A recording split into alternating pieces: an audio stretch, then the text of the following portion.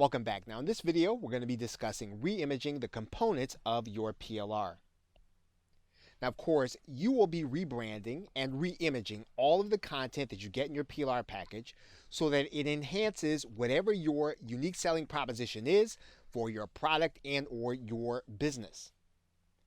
Now when you are given PSD or Photoshop files of the graphics, you'll be using them along with a graphics editor like Photoshop or GIMP in order to rename the product and or remake the images consistent with your offers, whether they be affiliate or otherwise.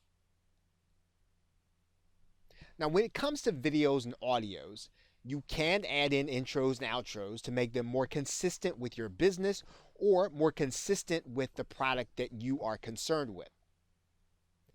Now, when it comes to documents, you should be branding with your logos, but also with images and colors consistent with the desires of your customers. So in other words, if your customer base tends to like lighter colors or pastels, you want to go in that direction in terms of your re-imaging your graphics and or your documents. Now in the PLR, if you're given sales pages or opt-in pages or upsell pages as part of your PLR package, make sure that the language is consistent with your offer. You want to make sure that it's saying and selling to the people that you want to actually buy. Typically, a PLR package has numerous opportunities for you to promote your own products and affiliate products inside of their text or document or wherever it is that you can customize the product. As a result, you should always be looking for opportunities to place hyperlinks to your products as well as your affiliate promotions. At the same time, don't turn your written content into a situation where it looks like there are way too many links on the page. Now, the way to think about redoing PLR in this way is to make sure that there is at least one helpful place for all of your links.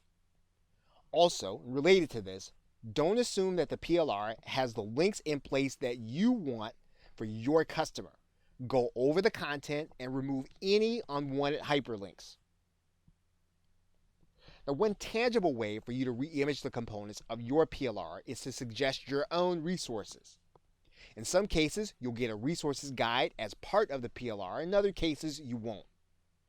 Regardless, you should always make sure to provide resources consistent with the things that you talk about in your business. Now, re-imaging the components can also mean redoing the PowerPoint presentation entirely or editing any videos or video clips with graphical imagery on it.